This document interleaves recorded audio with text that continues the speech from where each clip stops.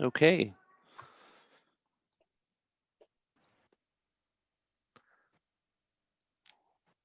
So we're gonna get started. Is that CARB team? Does that sound good? Yep. Okay. Let her rip.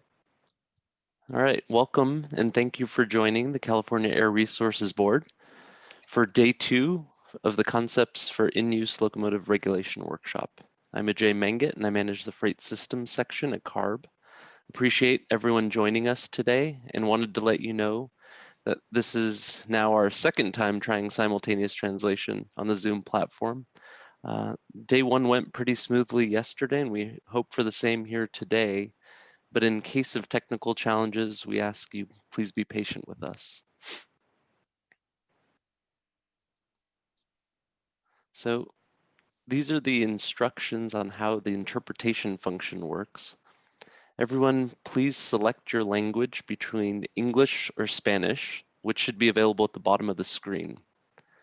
A language must be selected even if it's in English. So please take some time to do so now.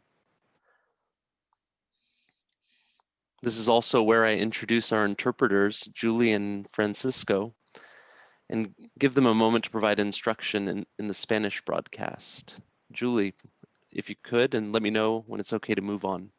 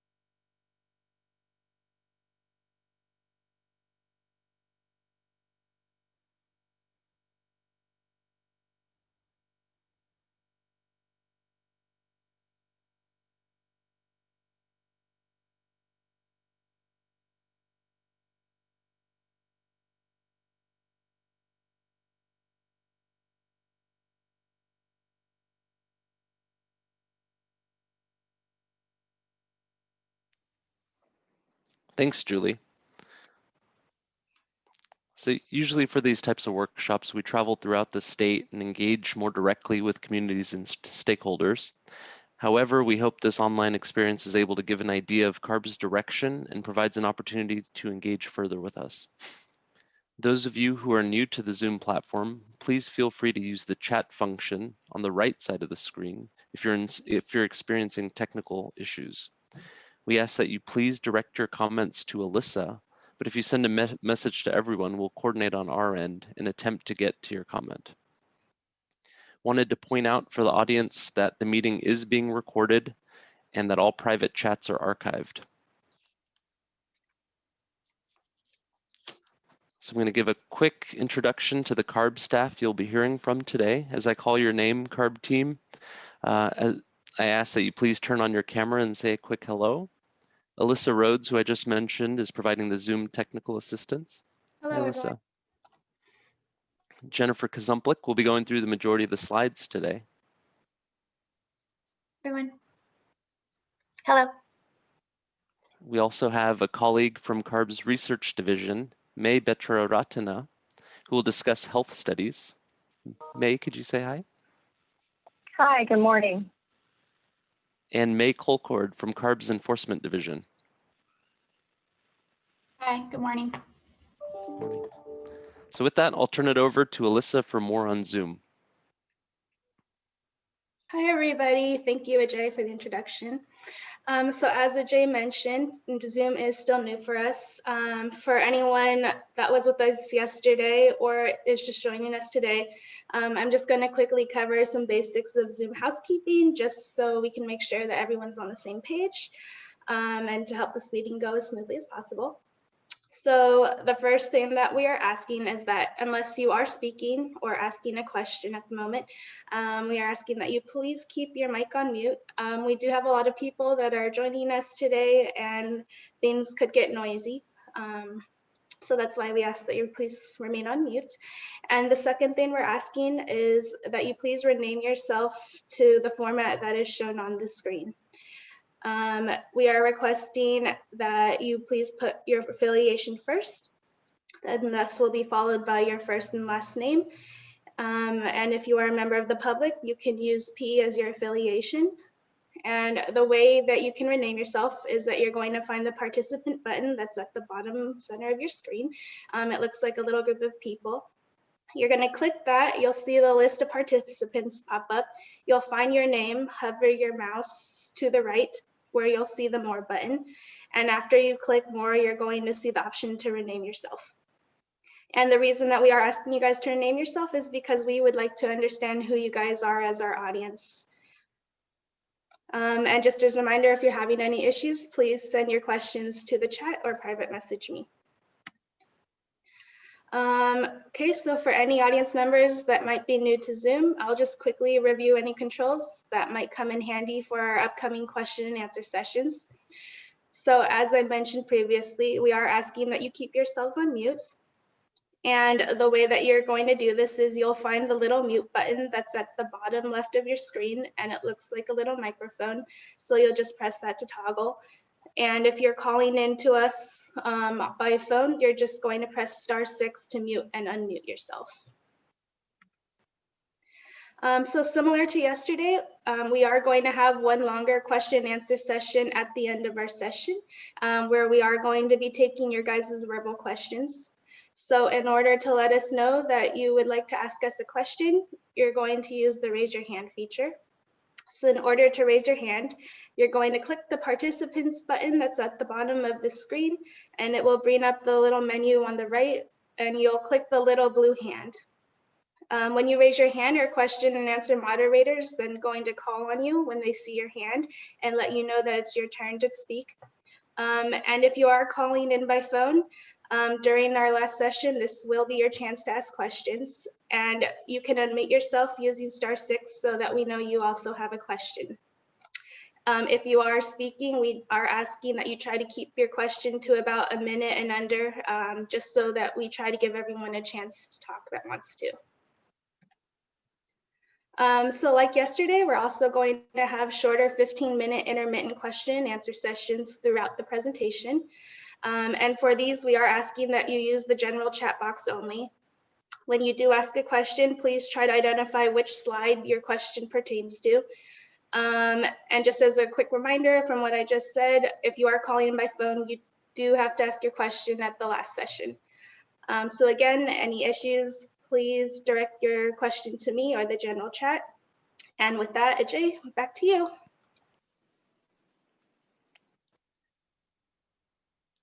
Thanks, Alyssa. With that, let's start the presentation. If you joined yesterday, please bear with me as I set a bit of context we already touched on day one. We've come a long way when it comes to freight and air quality in California, with the support of collaboration between CARB, industry, communities, the legislature, and other agencies. Existing regulations and incentive programs have already substantially reduced freight-related emissions. However, additional reductions are needed to protect communities and help achieve air quality and climate change goals. All of our strategies to transition towards zero emission will work together to combat climate change, meet regional attainment targets, as well as protect communities near freight facilities, and support the goals of the Community Air Protection Program established under AB 617. Diesel pollution generated by transporting freight or cargo in the state is still the biggest contributor to air toxics and criteria pollutants, like fine particles and ozone that affect everyone's quality of life. Those of you who are familiar with any of our freight-related actions should recognize this slide. For those of you who aren't, it shows CARB's various regulatory freight actions between 2018 and 2023. We're here today to talk about the locomotive action slated for the 2022 first board date. For context, we first presented this roadmap to our board in March of 2018. The top portion, above the green arrows in yellow, signifies freight regulatory actions with zero emission requirements, and the bottom portion in blue outlines regs with cleaner combustion requirements. As this is an iterative process, there have been changes along the way. Most recently, the changes have been in response to the governor's executive order that was released last month, which I'll talk more about shortly. But originally, staff proposed 2 locomotive actions in separate years.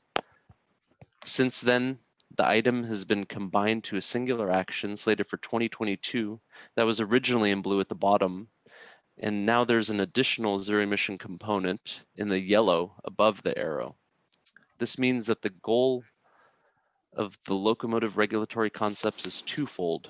1, to clean up the existing locomotive fleet, and 2, to promote the introduction of beyond Tier 4 and zero emission technology. If you could, please mute yourself if you're not intending to talk. Thank you. And we'll get to the recent emphasis of the zero emission push on the next slide. The governor's recent executive order calls for bold action to eliminate emissions from transportation, the largest source of emissions in the state. For cars and trucks, the order calls for all new California passenger cars and truck sales to be zero emission by 2035. For larger trucks, the goal is a little different. Instead of a 100% new sales requirement, there's a requirement to transition the whole population of drayage trucks, or the trucks that operate at ports and rail yards, to zero emission by 2035. And for other heavy duty trucks and buses, to transition to 100% zero emission by 2045. The executive order addresses locomotives with the goal to transition to 100% zero emissions from off-road vehicles and equipment operations in the state by 2035. There's also direction for CARB to act consistently with technological feasibility and cost effectiveness. Factors that impact feasibility include where the current technology stands and the pathway to zero emissions. Cost effectiveness is assessed in all of CARB's regulations and balances the cost to industry with the health and air quality benefits achieved by Californians. Currently, there's no one-size-fits-all pathway for zero-emission locomotives, and that message is what we must, the message is that we must be bold in our efforts if we're going to meet the state's accelerated goals. So those of you who joined yesterday for day 1 heard that there isn't a one-size-fits-all solution to move locomotive technology towards zero emission. There are different challenges with locomotives than light duty and the heavy duty sector that the guest speakers highlighted. The presentation is up on our website and translated in Spanish. And we're working on the video. I believe it's recorded. So as a short summary, though, we discussed the recent trends of locomotive emissions and heard from researchers and other agencies on the current state of zero emission technology. The guest speakers from partner California agencies highlighted were aligned towards a shared goal of zero emission rail in California. And we identified initial pathways and concluded day 1 with a call to action to stakeholders to come together and move towards zero emission rail. Today's portion of the presentation is focused on health impacts as well as proposed locomotive regulatory concepts. Outreach and input from all stakeholders is needed throughout this process. At the end of last year, CARB staff held 2 workshops related to rail jointly with the South Coast AQMD in LA and San Bernardino. At those workshops, we presented slides with concepts to reduce emissions from locomotives and rail yards. We received feedback then and in subsequent stakeholder meetings since, and have now updated the concepts, which is what you'll see later in the presentation today. Encourage you to submit comments through our website, and you can always send an email to freight@arb.ca.gov. We also have a comment log that you can find on your website, on our website. Sorry, my daughter's dressed up for Halloween. Here's the game plan for today's meeting. You can see that we have a Q&A. We have Q&A times throughout as well as at the end. Due to the number of participants joining today, we might not get to all of your questions, but please know that your comments and questions are important to us and that we'll continue to follow up after the meeting as well. So as a bit of a refresher from yesterday, we'd like to go through some locomotive lingo to provide familiarity with some of the terms you'll be hearing. Line haul locomotives are usually used in combination, in some cases up to 5 per train, and move freight long distances across the nation. The emissions from these locomotives vary, with pre-Tier 0 being the oldest and dirtiest, and Tier 4 being the newest and cleanest. Switcher locomotives generally work one at a time within a rail yard, or move short distances around a rail yard. They also have tier designations, and their emissions are slightly different than line haul locomotives. You're also going to hear the term megawatt hour that represents how much energy locomotives use. Some of us found it helpful to relate this to our monthly electricity bill, where the typical units of monthly usage is in kilowatt hours. 1 megawatt hour equals 1,000 kilowatt hours. The fact that we're using megawatt hours signifies the massive amounts of energy locomotives consume.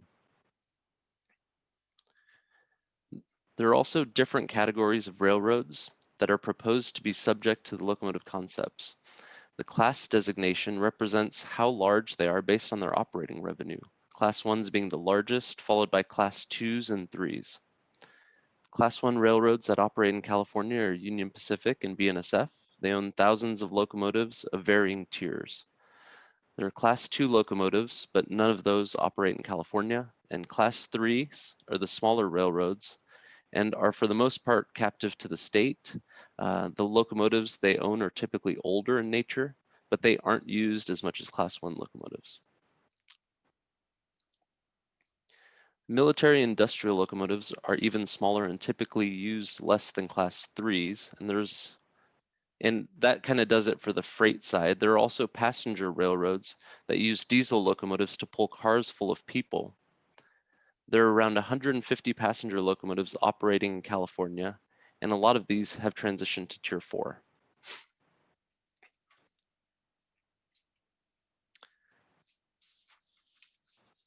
Pardon me. This graph has been presented to our board previously. Each of the colored bars represent the different tiers of locomotives operated by the Class 1s in the South Coast Air Basin. The amount of operation is signified by the size of the colored bar. The black and gray at the bottom of each bar represents Tier 0 and 1 that are older, and their usage is going up in recent years. You can see from the NOx emission line at the top that NOx emissions have risen over the last decade. We are concerned by the lack of new locomotive purchases and that railroads continue to rely on dirtier locomotives to meet growth in demand. We need new strategies to address locomotive emissions across the state. As I mentioned earlier in the arrow chart, CARB is working on a number of freight actions to bring freight sources that operate at rail yards near communities to zero emission. The predominant remaining source at the rail yard is locomotives. This is why we're here today to discuss in-use locomotive concepts with you. With that, I'll turn it over to Jen Kazumplik.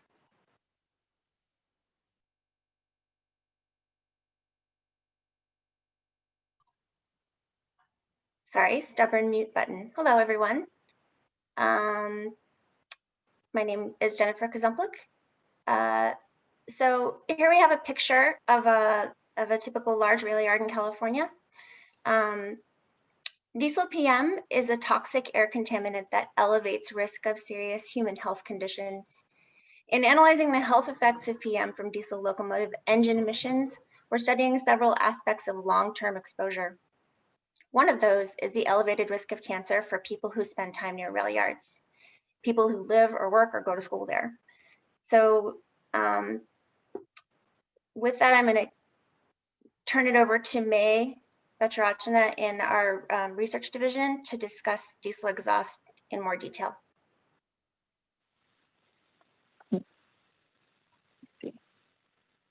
right, hi, good morning. So my name is May Vecherachana. Oh, am I? Okay, I think I have to do star 6.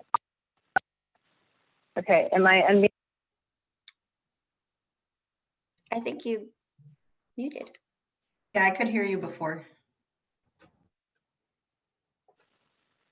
Am I good now? Can you hear me? I can hear you. So can I. Okay, great. Great, thank you. You can't? Someone cannot? Did you select a Okay. language? Did you select a language, English or Spanish? Yes, I did. I'm on the audio phone. Oh. Is it, but I guess, is it okay for most? I think it seems like it should be okay for most. It's folks. only coming through on the channel without a language selected for me. Yeah, I'm on the phone for my audio, so I wasn't able to select a language. Okay, I think it seems to be okay for most folks. Okay, so I think I'll go ahead and continue. Let's see, I'm getting some chats here. I don't know if my slides are the updated ones or. If you're on the English channel, you might need to switch to off in order to hear the audio at the moment.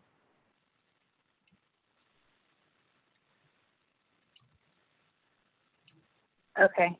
May, Justin is going to pull up your slides right now. Okay, great, thank you. So stand by for just a second. Okay.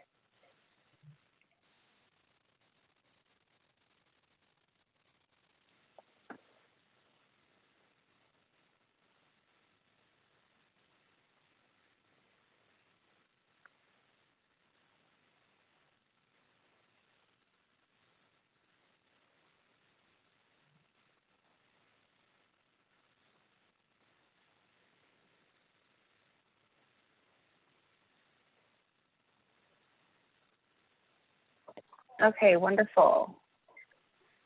So hopefully, I think most folks can hear me. Hopefully audio issues will be fixed for those who cannot. Thank you. So hi, my name is May Petratana. I'm with the research division at CARB, and I will discuss the health impacts on these next several slides. So many of the current locomotives emit a lot of diesel exhaust and more broadly PM 2.5.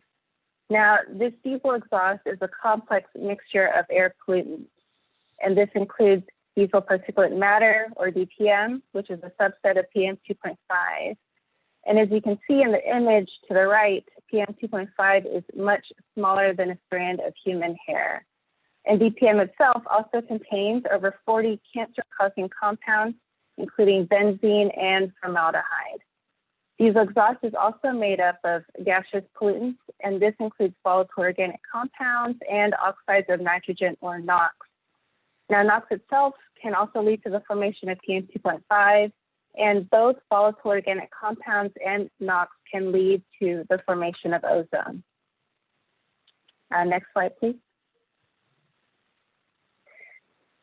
So there have been many studies looking at the health impacts of diesel exhaust.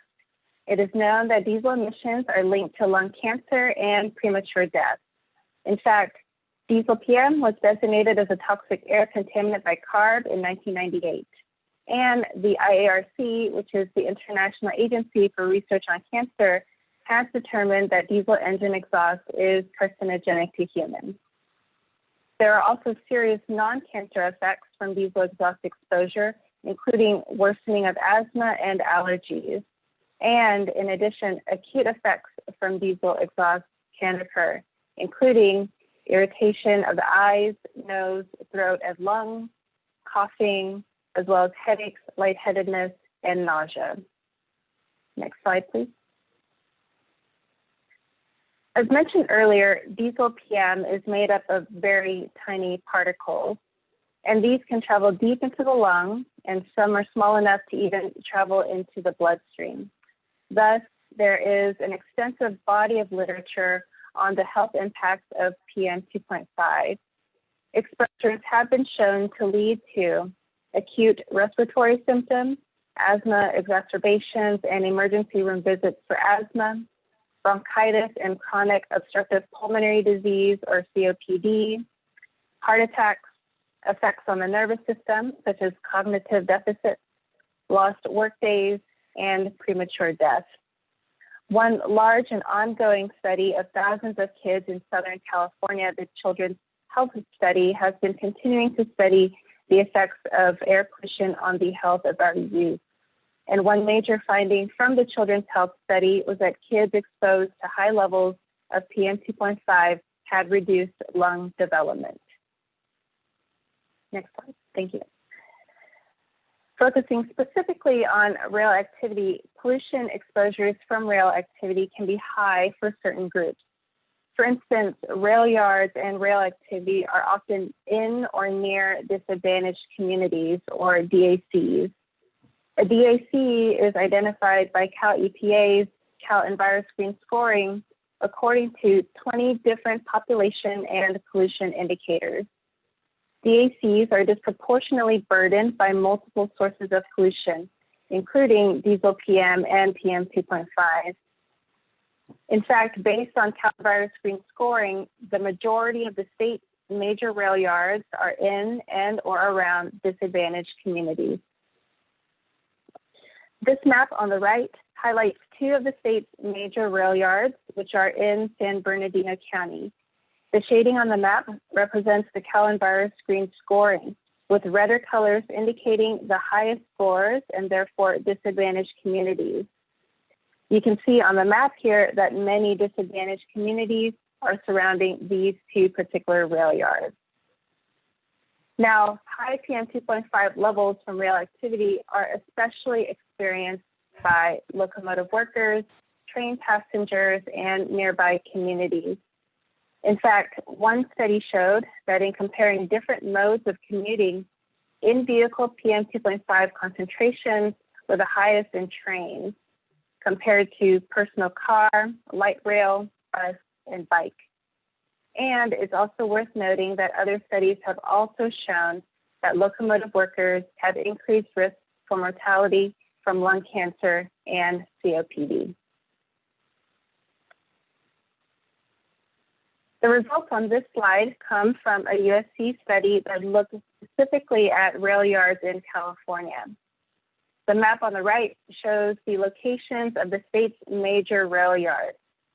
This study showed that California communities with higher pollution exposures from nearby major rail yards usually have larger proportions of people of color, as well as low-income residents. This is portrayed in the pie charts here for Los Angeles County in 1980, around the time when one of the major rail yards was being approved for construction. The first pie chart on the left shows the race ethnicity breakdown for the whole county of Los Angeles in 1980, which was more than half non-Hispanic white. However, if you look at the second pie chart, this is specifically for a community located near that major rail yard within Los Angeles County for that same year. And you can see that in this case, more than half of the population consists of people of color. The red segment being non-Hispanic Black or African American, the green being Hispanic or Latino, and the purple being some other non-Hispanic race, which includes Asians and Pacific Islanders. Continuing this discussion on communities, those who live near rail activities experience worse rates of adverse health effects. For instance, a study showed that living near a major rail yard in California can increase one's risk for cancer. And the next two bullet points highlight that children are also especially susceptible to health effects from pollution. In fact, children who live near a major rail yard in California can have increased risk for asthma-related emergency room visits. Also, a study specifically looking at a rail yard in Southern California showed that kids going to a nearby school had increased risk for reduced lung function and respiratory inflammation. In estimating the health impacts due to different scenarios in California, CARB estimates cases of the following adverse health outcomes related to PM 2.5 exposure.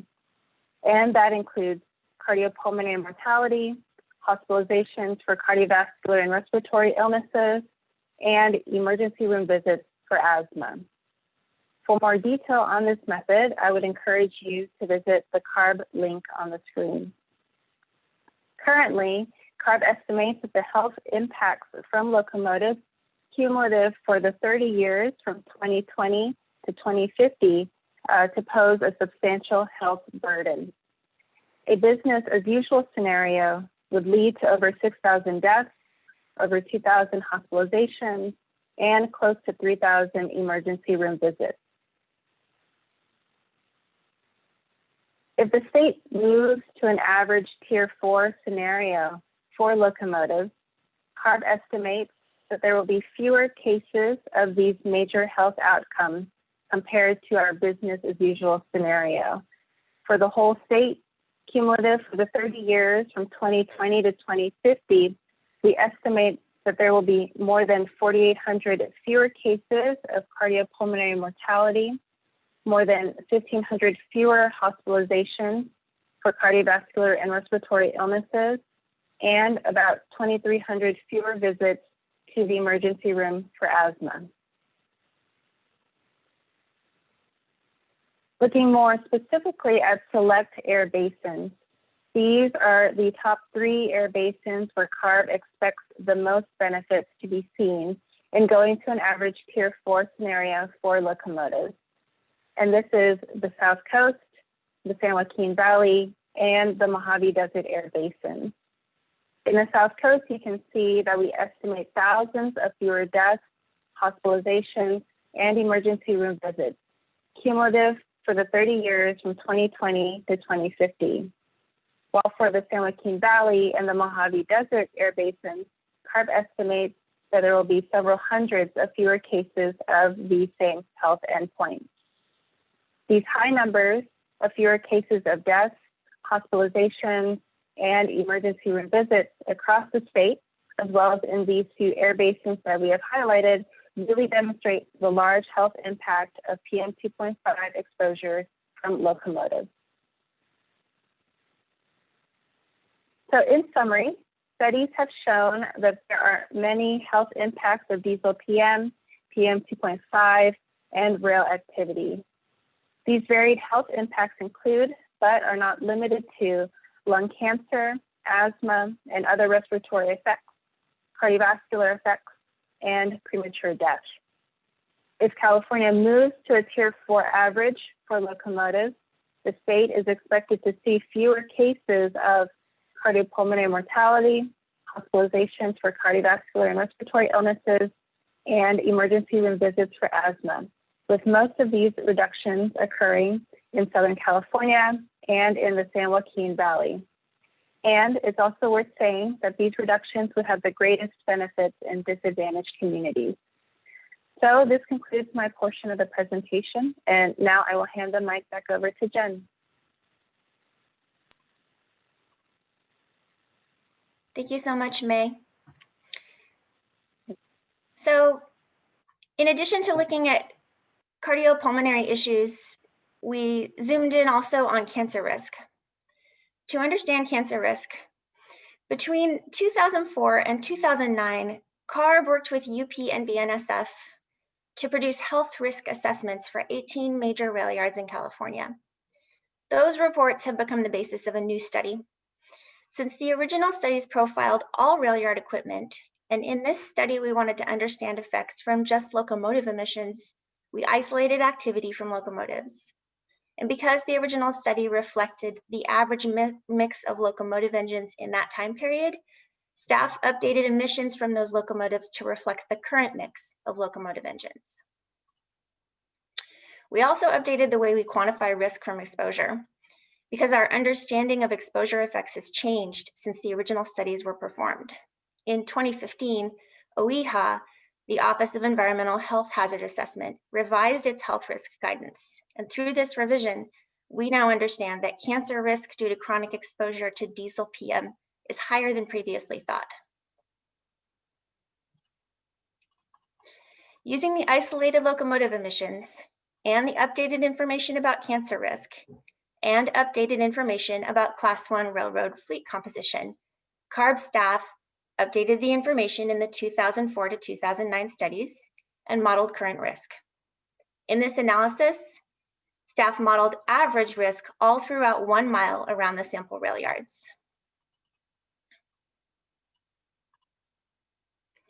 Staff studied 2 rail yards in different parts of the state.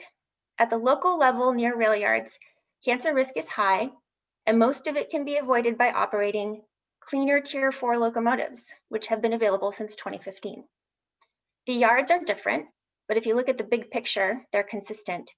While locomotive emissions decreased by about 50% from 2005 to 2020, cancer risk would be about 95% lower if the fleets averaged Tier 4. So here's a chance to discuss what we've been seeing up to this point. We're going to take some comments and questions, and I'll turn it over to Shannon.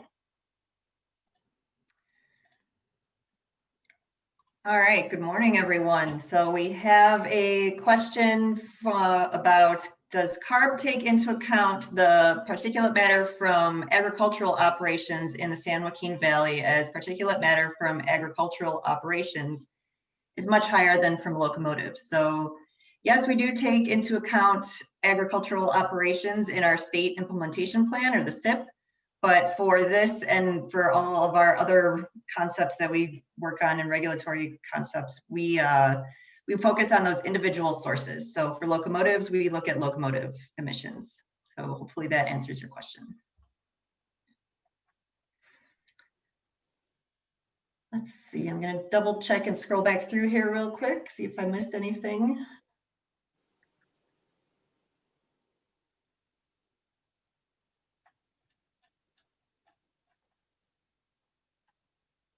Bill, I see your hand raised. We're going to do kind of verbal questions at the end. Is there any way you could type it into the chat? Okay, sure.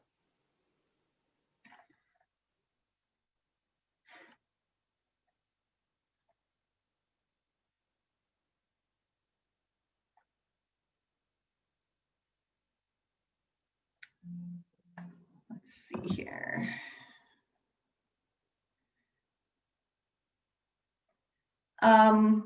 Gord, I see your question about noise and vibrations. I'm not sure I understand it. Could you maybe elaborate a little?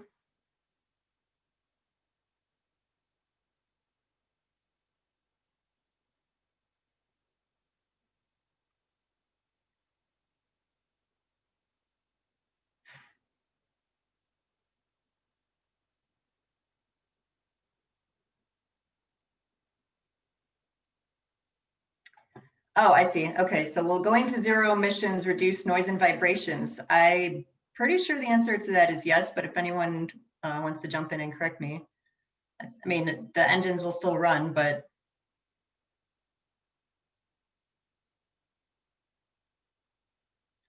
And then Bill, were you typing in your question, or did you want to wait until the Q&A at the end?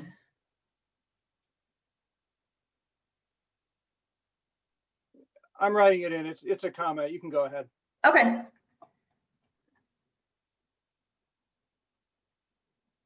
Yeah, and so the noise and vibrations would be a nice side benefit, but we are, for these regulations, our focus is on health impacts.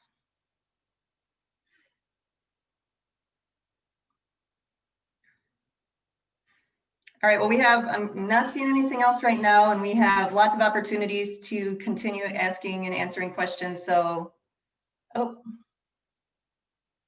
and so we'll keep it going. And again, questions throughout. We've got the log, and we'll I think move on to the next section.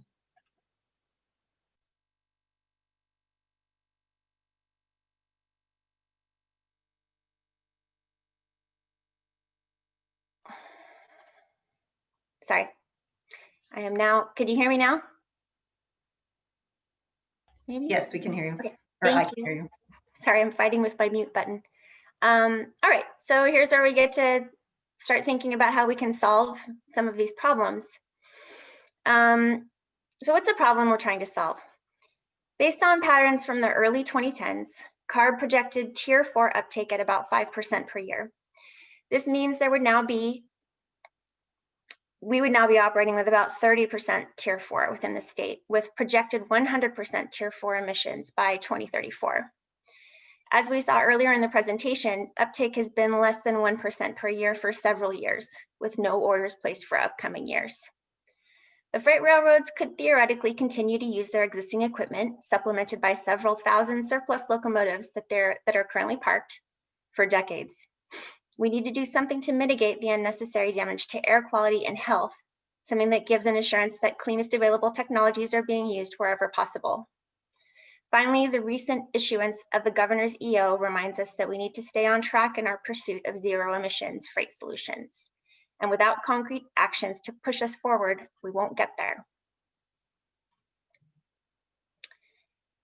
So as we begin to discuss replacing locomotives by purchasing new ones, we want to make sure everyone's on the same page. Here are our staff's assumptions about what a new locomotive costs. The tier 5 you see here is an estimate, and the emission level for a tier 5 would be the one CARB proposed in our 2017 petition to US EPA for a tier 5 locomotive engine standard. As we saw in the day 1 presentations, full zero emission freight locomotives that can travel a really long distance. So for example, a popular route is between California and Illinois. Those full zero capable locomotives are still being developed. And within that gap, where the manufacturers and the operators have to transform the industry to fully commercialized zero emission locomotives for all duties, the use of tier 4 can reduce substantial emissions and save lives every year. So that has to be our middle step.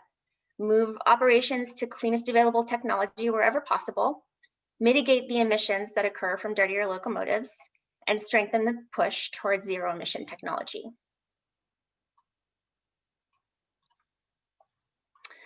The first concept to solve the problem is a locomotive emission reduction spending account. We require mitigation to be paid for our locomotive emissions, convert mitigation funds to cleaner locomotives. So here are the parameters. Since we know zero emission line haul freight is a slightly longer term solution, line haul being long distance travel with big heavy trains, we focus on tier 4 technology in the near term. The railroads don't have enough tier 4 locomotives on hand to eliminate the usage of the other tiers. Mandating an emission standard for a locomotive engine is preempted, so this concept won't mandate a specific emission standard or emission tier. Instead, the proposal requires that emissions be mitigated after they occur. This concept will maintain a connection between the emissions we mitigate and the way we mitigate them. So for example, we don't want funds to mitigate emissions from locomotives to instead be used to fund things that are unrelated, like green barriers or bike paths. Providing only one compliance path that requires the manufacturers to perform on a set schedule would add some risk that they may not succeed. A measure that allows the railroads to comply by shifting traffic if they choose to do so, and by ordering new locomotives when account funds are high enough. This increases the chance that they'll be able to use a combination of actions, whatever works best for them, to get the needed reductions without delay. This concept also links uptake of new units directly to usage. So if they're having high usage, high volume, lots of business, there's high input to the account, there's high uptake of tier 4 engines. In this way, we aren't requiring the railroads to spend at a high rate in times when their business will not sustain it. Finally, we're directing funds toward buying line haul locomotives. That's equipment that will leave the state. This was never possible using incentive funds because these are the operator's own funds. There's no restriction on where the equipment can go after it's purchased. So here's a closer look at how this will work. This slide has been shown at a few workshops up to this point. Under this regulation, railroads will be charged on a per megawatt hour basis. Per unit of work, according to the tier of the locomotive they operate in the state. The dirtier the locomotive, the more they're charged after each use. Funds are placed in a trust account, and the railroads must use the funds to purchase tier 4 or cleaner locomotives. Note on the slide that we've included a tier 5 here based on those emission levels called out in our tier 5 petition, as well as a credit for use of zero emission locomotives. So part of this process, the first part of the process is data collection.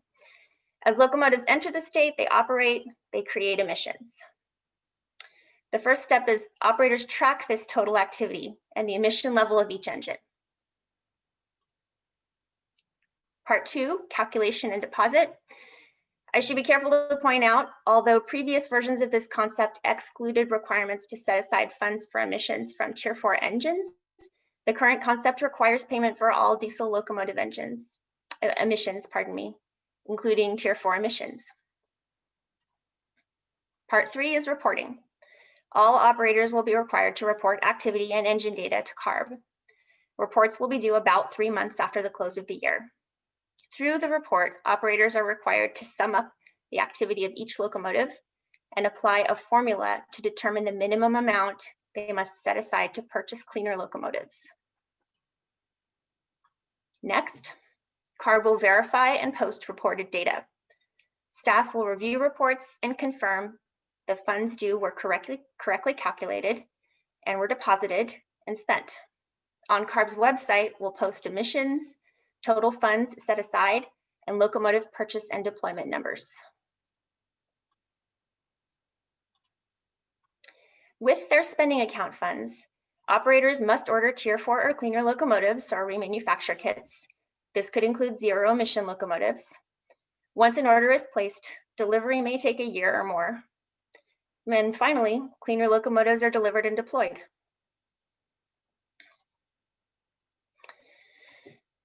So the funding requirement is still being developed, but here's the range we're looking at. You can see there's a high end and a low end, and once staff completes our analysis, the final amount should be somewhere between these values.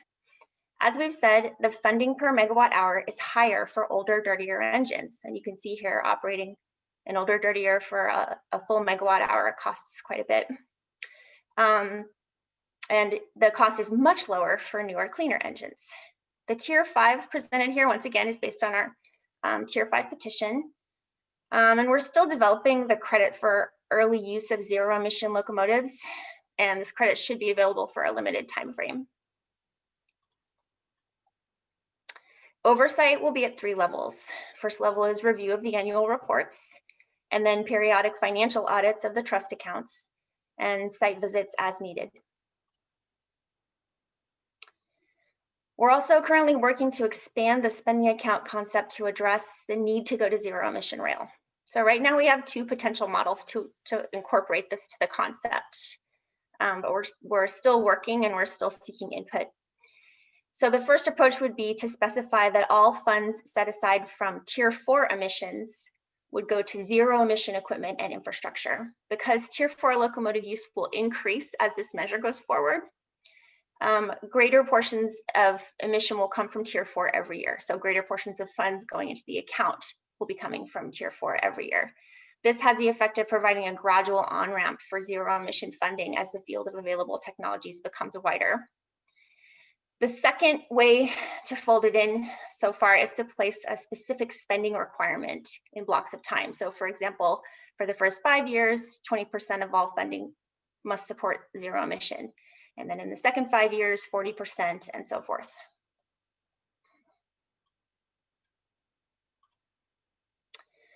So here's another chance. We've looked at recent trends and projections of emissions, different types of locomotives, different categories of operators, and our first proposed solution.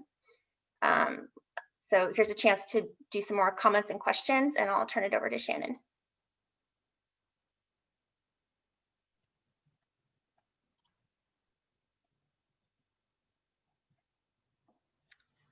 All right, I'm taking a look here. We have a question. Can you go over more slowly the funding fees by tier and when this is proposed to go into effect? So if we can jump back to the slide number.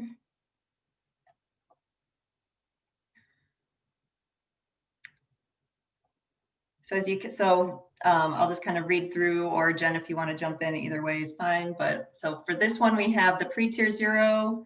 The range here is between $900 and $1,500. A tier 0 and tier 1 is between 500 and 800. Again, this is per megawatt hour. The tier 2 and tier 3 is between 350 and 600. Tier 4 is between 50 and 100. tier 5 is between $10 and $20, and then zero emission would get a credit.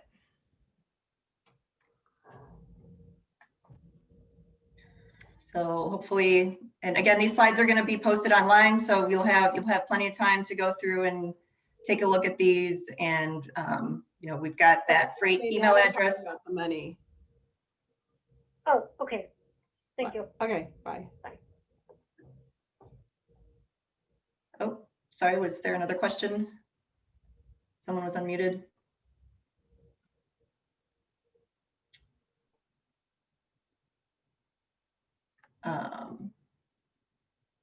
All right, so next question. I've got a question, maybe I could use a little clarification from the Railyard district. Could you please go over your point in regards to the increases over the time? I'm not sure about that one, so I'm going to skip that one and maybe you can add a little more. Next question, will any portion of the money charged to the railroads be needed to fund CARB oversight rather than deposited into their accounts, or is that oversight free? We actually have a slide later in the presentation that covers that, so we'll get to that question. And then fee schedule on 42. So maybe we can jump to 42.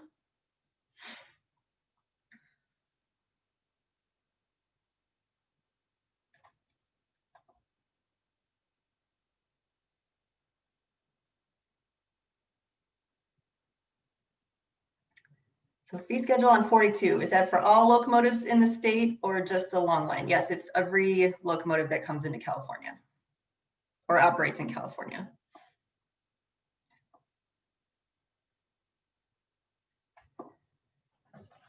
And then the next question, will ARB have a way to make sure that the most impacted communities receive most of the cleaner locomotives first?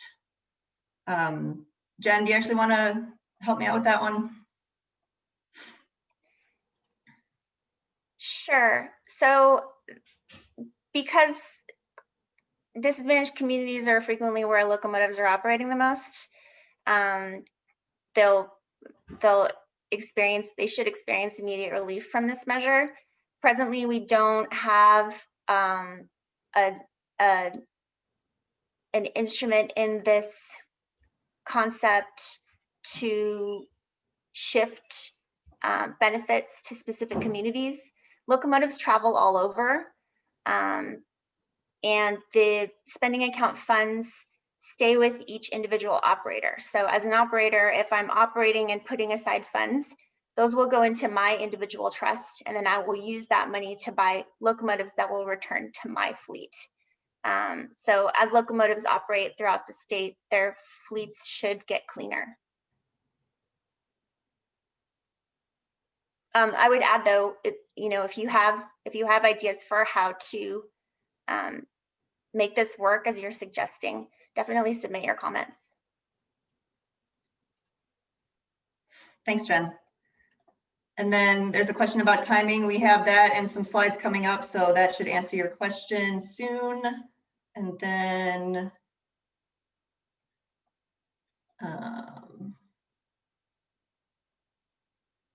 so then the tiered contributions and how they are scheduled over 5-year blocks, is that the operator's deposits into the trust, or is that money spent on tier 4 or above? Again, I'm not quite sure on that question. What exactly? I can take a shot at that, Shannon. I think they're talking about money to be put towards zero emission, maybe. The two different ways to fold zero emission into the concept. So the second portion of that was that maybe for a set period of time, a certain amount of funds would go towards purchasing zero emission equipment. And it might have invited a question because it's still pretty vague. The idea is that an individual operator's trust account, maybe that for a few years, 20% would come out and go towards zero emission equipment. And then as that technology landscape gets wider and the field of available zero emission equipment gets bigger, their contribution required to go to zero equipment could go up over time.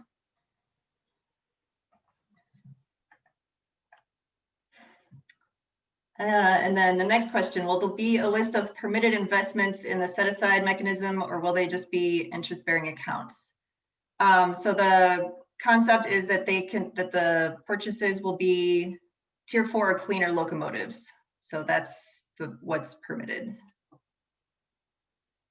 What would be the fee impact of using renewable diesel in the tier type? We are still evaluating that. That's a great question. So that's something that we're looking into. Let's see. Again, I'm not clear on the mother slug question. So if there's someone on the team that maybe understands that one a little better, can jump in.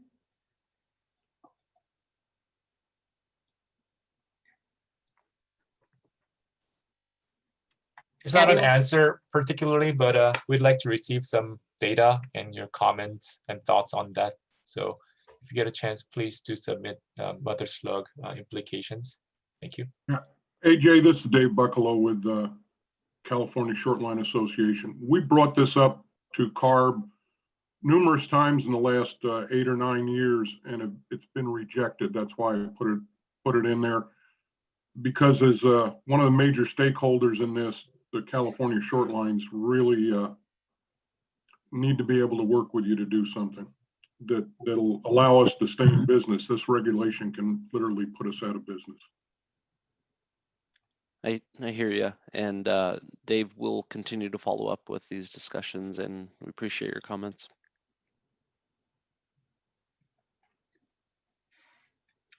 And then I see one more question here. Will all locomotive end users within the state be subject to the megawatt hour fee schedule regardless of classification? Yes.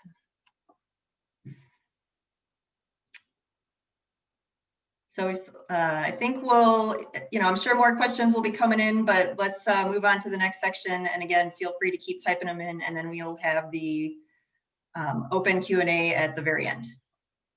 Back to you, Jen.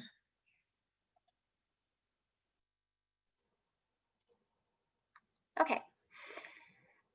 So hold on a second. Sorry, my computer. So we're going to move on to our second concept. To understand that, it's important to understand a typical locomotive life cycle.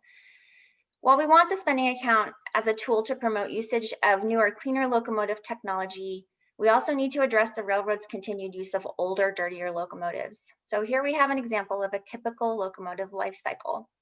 In this case, a locomotive was built in 1990. As we've discussed earlier, this is a pre-Tier 0 locomotive. As the locomotive gets older, the railroads can remanufacture the locomotive engine, which means the engine is brought back to the emission level it was in 1990, or slightly cleaner. As the locomotive gets used more and gets older, it becomes less reliable. So it's moved from being used as a line haul, a long distance locomotive, to being used as a more regional locomotive or switcher locomotive. From there, the locomotive can be remanufactured again to that slightly cleaner than 1990 standard, but it becomes less reliable from a maintenance perspective. So the locomotives keep this locomotive even more local to do work in rail yards.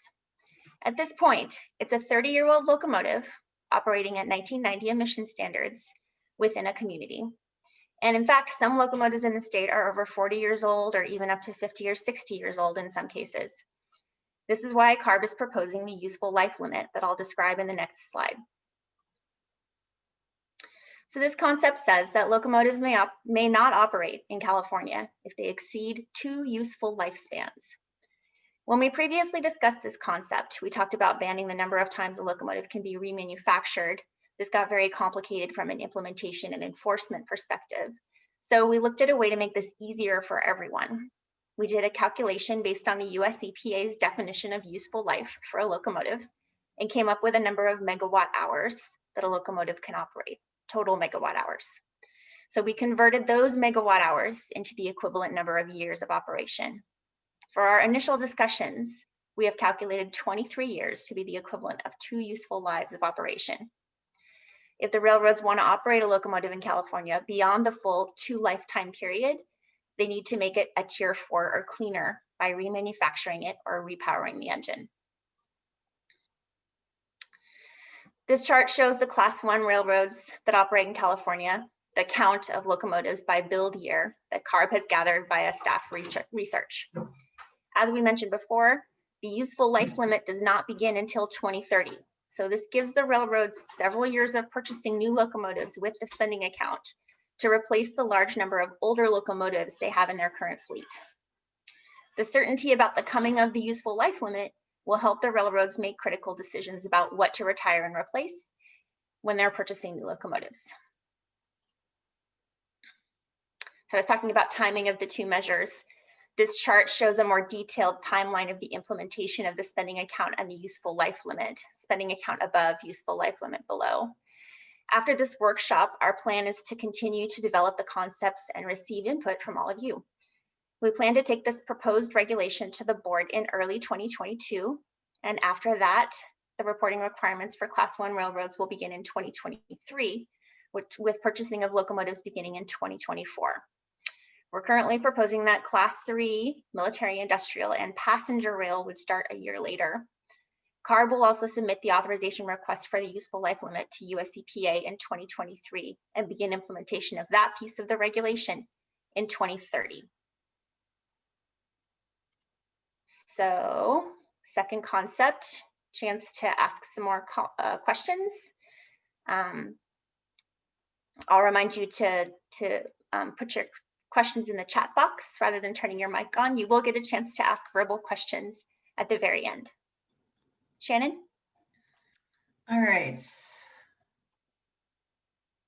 So there's a question from Steve about locomotives that are operating outside the state, and there's not really a limit on the operation where the locomotives operate. So we there'll be inevitable benefits to other states as well when they are purchasing the cleaner locomotives and operating them in California and throughout the country.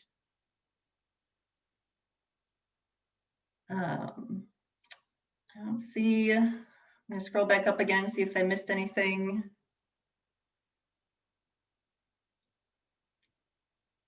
I think we answered the question about the timing now.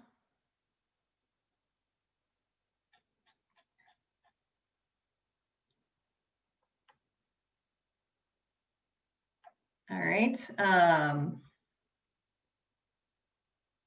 So for the question about kind of the useful life in the 23 years, if you guys have information or data to support why that should be longer, you know, we really would appreciate any more data to submit to us. We've got that freight email address in the comment log, so please provide us more data. We'd be really appreciative.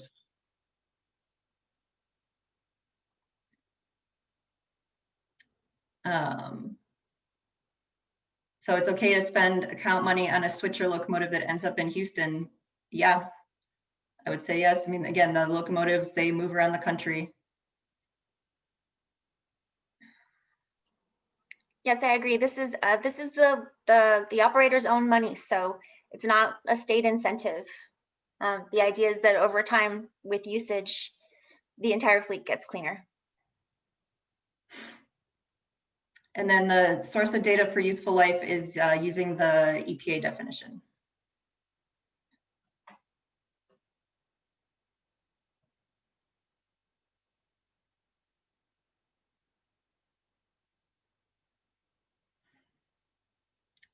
All right, I see another one. I'm just doing a time check here.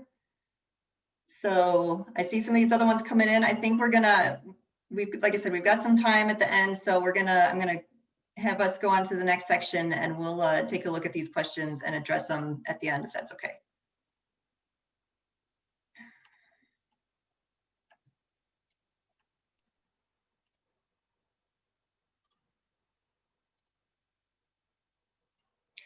Okay, so moving on through to our next concept. With this concept, CARB would implement an idling rule similar to the US EPA's 30-minute idling limit.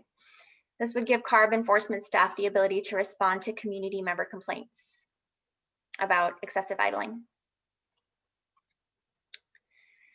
This is our staff's current proposed definition of idling. Any suggestions to make the definition more clear are very welcome.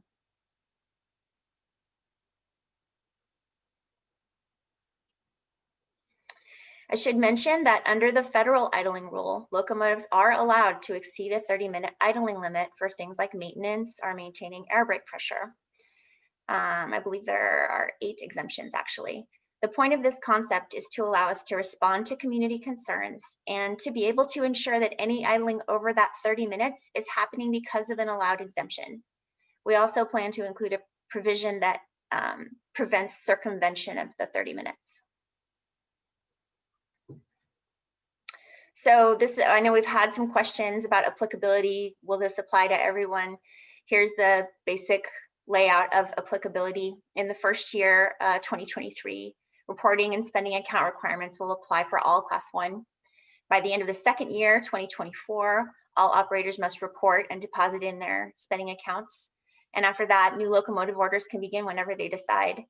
Uptake of new locomotives purchased through the account should begin in 2024. And then after several years of spending account compliance, the useful life limit would begin. Reports will be made into CARB on a per locomotive basis. This is the current proposed list of reporting requirements. We'll just, if you could, Alyssa, just remain on that slide for just a moment. It's kind of a long list.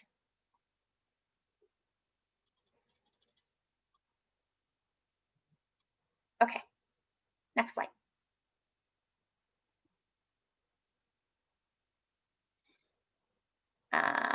Okay, in order to promote transparency and accountability, we plan to post this information annually on our website.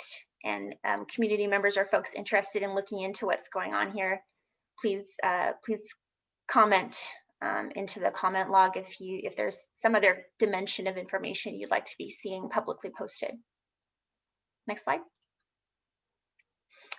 If you were part of our workshops at the end of 2019, you might recall a discussion about this concept of genset repurposing.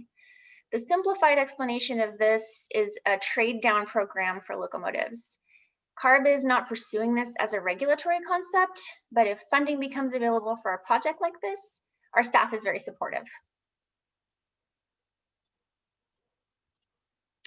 So this will answer the questions. I think we got some questions earlier about how will the reporting and the reg side of the reg actions be paid for.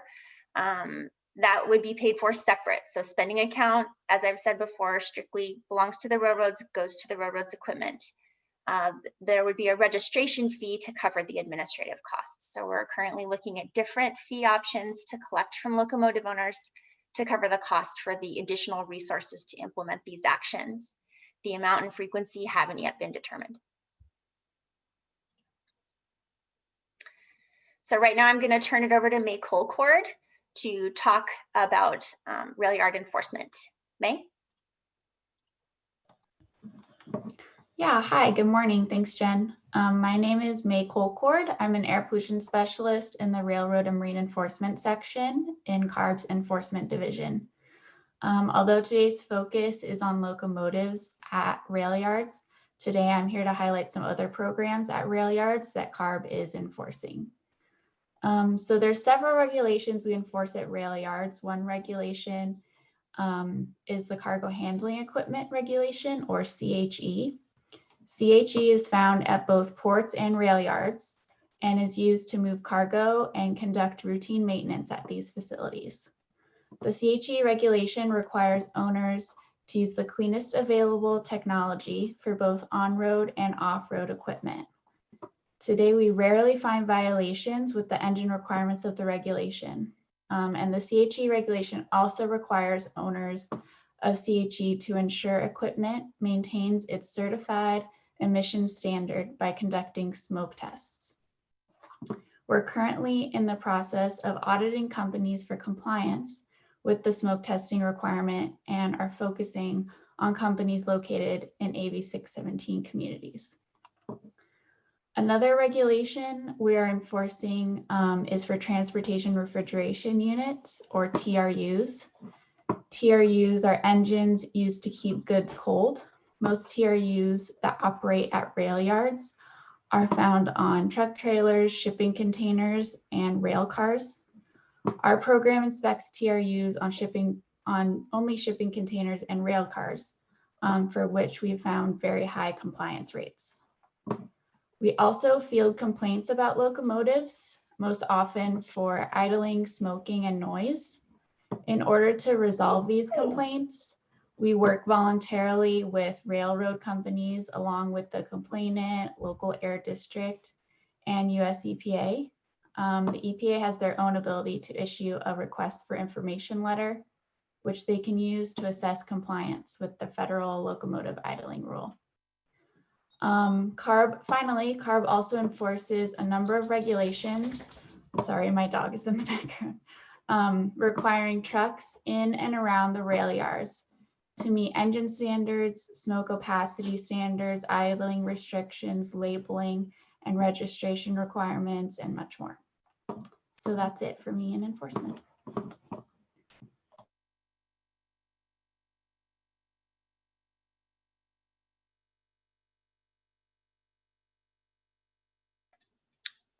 Oops, I was muted again. And another chance for us to discuss what we've been seeing up to this point. I'll remind you that we're going to take your questions through the chat box, and I'll turn it over to Shannon. All right, we have a question from Gord that I'm going to turn over. I'm going to have Jay go ahead and answer that one. I'll read it and he can get a chance to unmute. Won't California taxpayers in effect be paying for Tier 4 plus upgrades when short lines, Class 1, Class 3 pass on increased costs to customers? This applies across the board to all railways and truckers, so perhaps a flow-through solution. Well, Gord, I'd like to clarify that this isn't a California taxpayer measure, in that it would be an account that would be in the control of the railroads.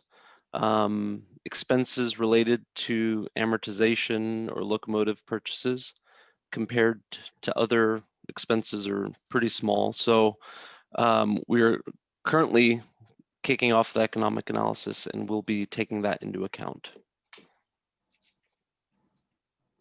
Thanks, Ajay. Another question, could an operator shift a locomotive that does not meet the 23-year requirement to a location out of state or sell? Yes. Is this proposal aligned with legislation being developed in other states? Have other states expressed interest in following suit? We have not reached out to other states, but we would be happy to work with any other states that would want to work with us on these concepts.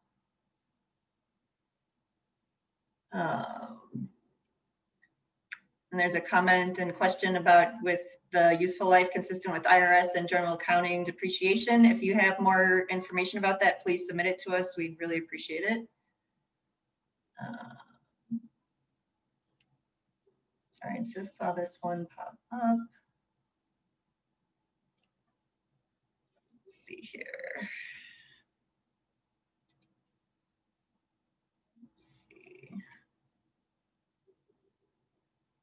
And then I think this next one is kind of more for the end here, so I'm going to save that one for the end Q&A.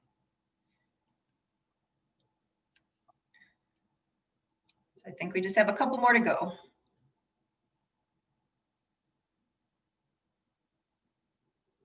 I think that's back to Jen.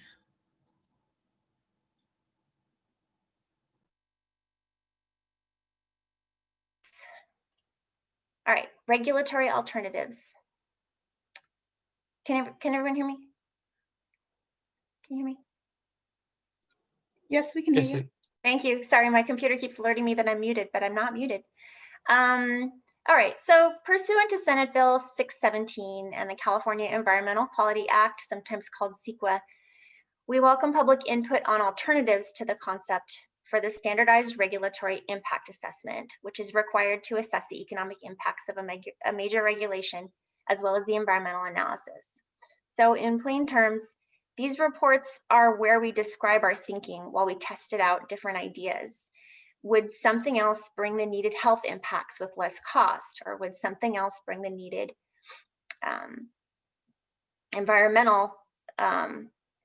health impacts with less environmental effect? So if you have input on alternative ideas that you think we should consider, let us know. Submit alternatives to us at the Freight inbox. That's the website pictured here by November 25th. The environmental analysis will assess the potential for adverse and beneficial environmental impacts associated with the concepts. The environmental analysis is prepared according to the requirements of our certified regulatory program under CEQA.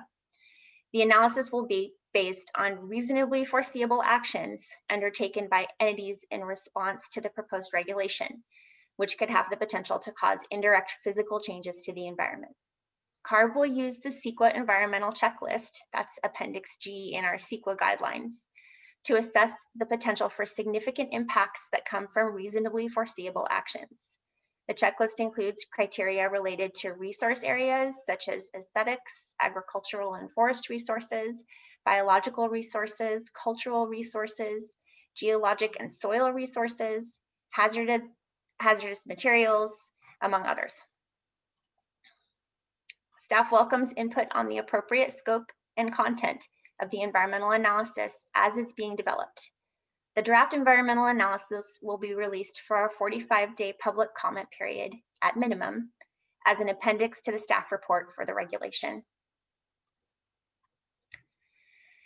So next steps, the comment log is open and we're gonna keep working to perfect these concepts. After that, we'll draft some regulatory language. We'll be presenting this to our board in early 2022 is the plan right now. But throughout the whole development process, we'll be taking your ideas and your input. You can look for a draft package in 2021. Updates will be posted at this website that is up on this slide here. And here's where you can get a hold of us with your input or ask questions. Even if the comment log is closed, you can write into this Freight inbox with any questions that you have. So this is our last slide. If you'd like to speak, raise your hand. We'll continue to scan the chat box as well if you would like to submit a comment by chat. Yeah, I'll turn it back over to Shannon. Thanks, Jen. So scrolling back up here. So I think there's a question about renewable natural gas. So generally, whatever that tier, equivalent tier would be, then that's where that would fall under the spending account. As far as LCFS, that's a great suggestion. So if you have more ideas about that, please feel free to submit it to our email address or comment log. We don't have an estimate for the spending account annual total.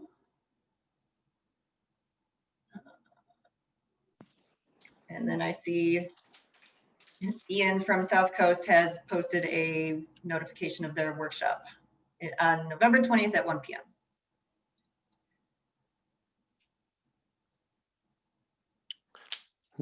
Shannon, on Ian's comment regarding South Coast's upcoming workshop, maybe we could give him some time at during the open discussion to also raise that. Sure. I mean, I don't see any pending hand raised or questions. So Ian, if you want to jump in.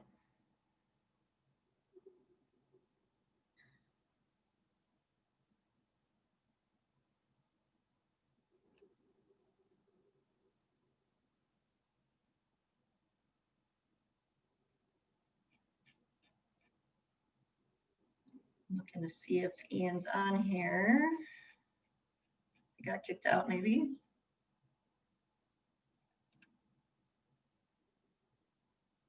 All right, sounds good. Ian's mic isn't working, so we'll follow up with an email.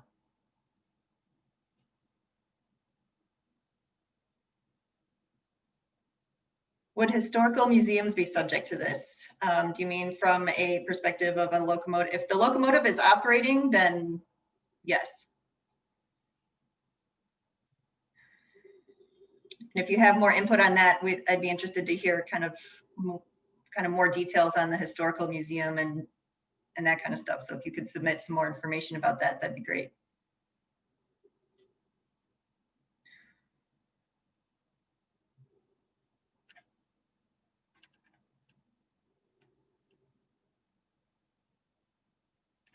Double checking again for hands raised here.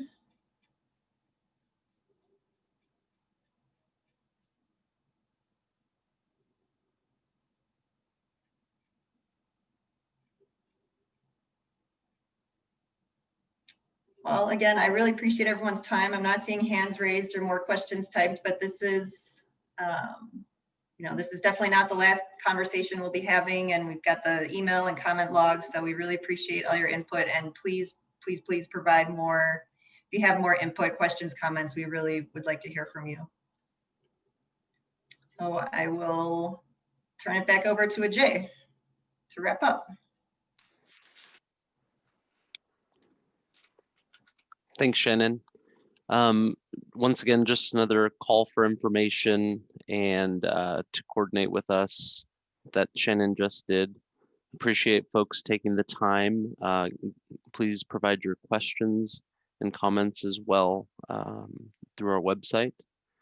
And with that, I think we will call this meeting and look. Sorry, go ahead. Oh, sorry, Ajay. I got a Yeah. private question sent to me. If you want me just to read that out. Okay. Okay, it's from Chris, who's representing PADEP. He says to regulate emissions from a yard is one thing, but to regulate emissions from a class 1 line haul seems like it could run afoul of interstate commerce clause provisions. What is CARB's legal basis for this program? Appreciate the question.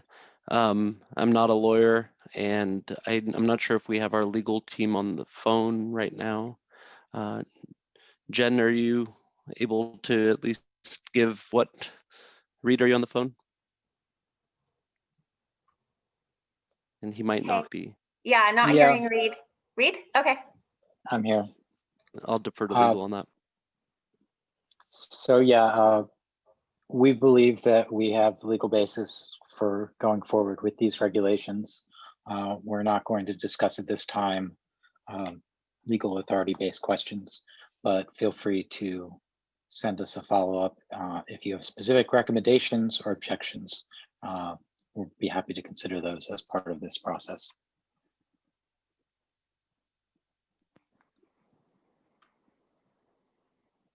Okay, thanks, Reed. Alyssa, did anything else come in on the other chats? I'm checking real quick. I believe that was the only question that I got sent to myself. Okay. I am seeing some cost-related conversation going in through the chat. If we're putting out cost information. If you feel like you could provide data for a range of those costs. I see one about Tier 4 locomotives. Please provide that, and we would appreciate having further discussion. So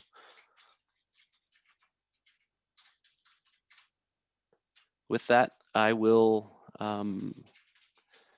remind everyone to go to our website and submit comments. Thank you so much.